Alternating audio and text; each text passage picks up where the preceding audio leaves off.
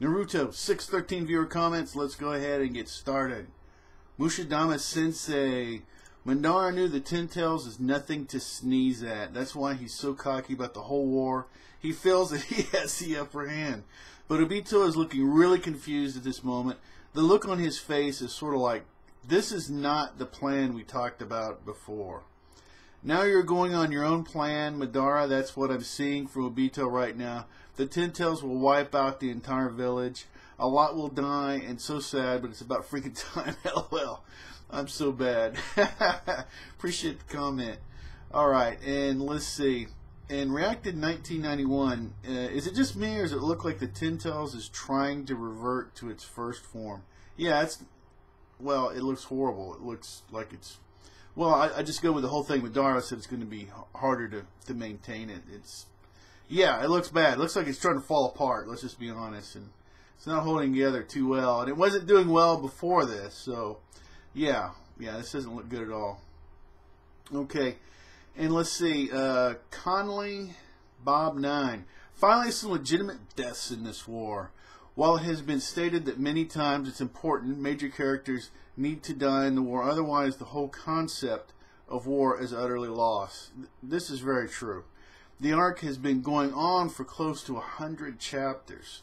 Nearly 100 chapters, and yet this chapter right here is the very first time I've ever gotten the sense that I'm seeing a war. Finally, Kishi, you stopped screwing around. You finally got into the stones to kill some important characters.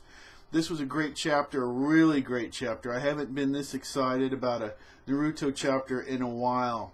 I'm excited, but there's finally seeing legitimate deaths in war, but it's also because we're hoping for the Jubi. The Jubi is their progenitor of the shinobi world. He's practically God. And you don't have a major event like resembling the progenitor without this being some sort of worldwide changes. This needs to be a lot of destruction. Villages need to be destroyed. Lots of people need to die before the might of the progenitor. And we are seeing this in this chapter. Jubi died. Okay, for your sins. Now it's time to pay up. I'm amazed by the amount of destruction that came in this chapter, although I never gave up my faith in Kishi and still believe that we will see some of this along the important characters' deaths. I do feel saddened that Shikamaru's father is gone. And that is how I'm supposed to feel, because this is war. Well, I think the other time we felt a real threat was Madara and the Kages. I think once you got there, you're like, okay, people can really start dying, and yeah. So, but yeah, there hasn't been a whole lot of it. Madara's been awesome. He's been bringing it every time he's been out there. Anyway, really do appreciate the comments. And let's see.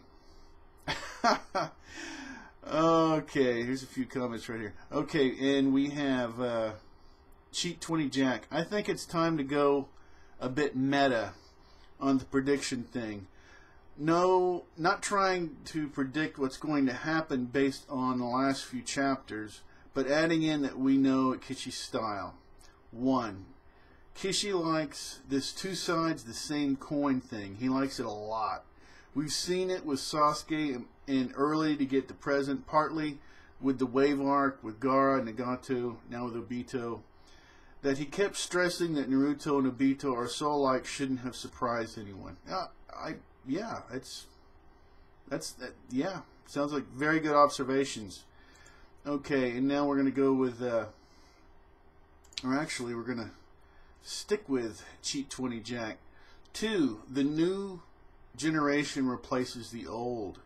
Right? This is very prominent during the killing of the two immortal Akatsuki, but also something always hinted at throughout Naruto. With the death of Shikaku, Nara, and Inochi, expect Kishi to give Shikamaru and Aino a moment where they take the place of their parents, and a speech about living up to them, and something along those lines. This makes absolute sense. Number 3, redemption. Haku, Zazuba, Gaara, Nagato, etc.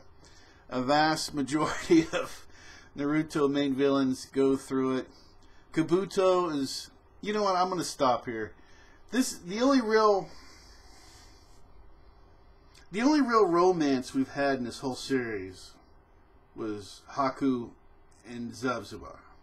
Is it just me, or is that really the only thing that we've really actually seen as a romance thing in this series? I'm just throwing it out there. Not judging, just laying it out there. That seems to be all the whole thing with Hinata and Sakura and Naruto and Sasuke and all that. I'm just highlighting the obvious. I had to stop that to do that right there. Okay, or maybe I didn't, but anyway. Kabuto is implied to be redeemable. Ultramarine is not dead, and in fact has yet to do something underhanded since he has been returned. Well, yeah. It might not necessarily that a bad guy becomes a good guy. It could just be a final realization on their deathbed, but such subtleties are less likely, and it'd probably be a safer bet that the redemption part will be flashy. Sasuke will probably be last. Ooh, Sasuke's... Number 4. Sasuke redeemed. I don't know. Number 4. The Shinobi world is awful, and it creates monsters out of men. Something that already passed for this arc, but just thought I'd mention it nonetheless.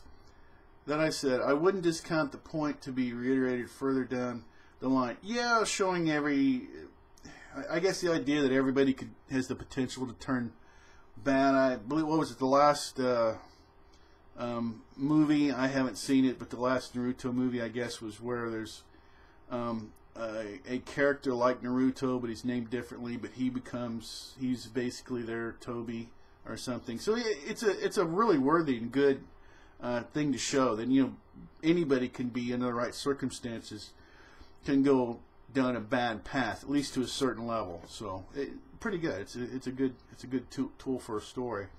As far as the generations passing on, yeah, it makes absolute perfect sense. So yeah, I really do appreciate those comments. Absolutely do.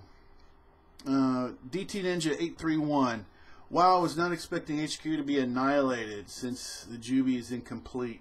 Yeah, I was kind of so shocked that he was with an eye and the mouth, and I was kind of shocked that kind of the sideways that he could aim. But hey, he can aim good. He can aim really good. Finally, start to see some destruction on a massive scale. There are so many things that we discuss in this chapter. First, Guy Lee, they're not going to be effective. I don't think power is going to be the key to stopping the Jubi. Its strategy. Second, where the hell is Killer B?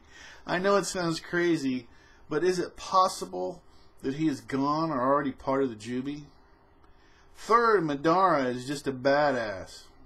I really think he will sacrifice himself to the Jubi soon. Did you notice how he told Obito to use Hashirama's cells? The more he uses his other half, the more Madara can control him, I think. Good observation. If he does become one with the Jubi, Madara can be in two places at once, and it's a perfect plan. The fourth Obito is just a... Obito's just an idiot. Basically, Madara is controlling him. Who is making all the moves, not Obito. He agrees with him like a dog would. The whole thing about... That's another reoccurring theme, of course, is using a power... Gaining power that really hurts yourself or hurts your friends. Even the stuff with Naruto in the Nine Tails when he couldn't control it, he's like, I just it's a power. When I use it, it hurts my friends, right? So that's a reoccurring thing. A lot of good observations there. I really do appreciate it. And then let's see, R00 Sable. I think 2 to control the Jubi though. Obito also heavily participated with all this next one, as in the next bomb. Yeah, he's not such a great guy. And appreciate the comment. Okay, DT Ninja 831. Although now I think about it, being a badass he is. Madara would probably take over the Ten Tails with the Gengetsu. I mean, why not? It worked on the Nine Tails. Fifth, what did Shikaku ask Kakashi? Does it have to do with Obito's power or Madara's? I think it would be a combination of the two. As I thought before, I believe Madara partly controls Obito, but maybe Kakashi has figured it out. And it's crucial to note because if they know Madara is the one controlling everything, then he's the key to bringing down the Jubi. Obito is still a threat because he is with Madara, but if they know he is a distraction, then it could help their chances. Alright, this is going to go ahead and end this segment. It looks like there'll be at least one more. I will go ahead and see everybody in segment 2.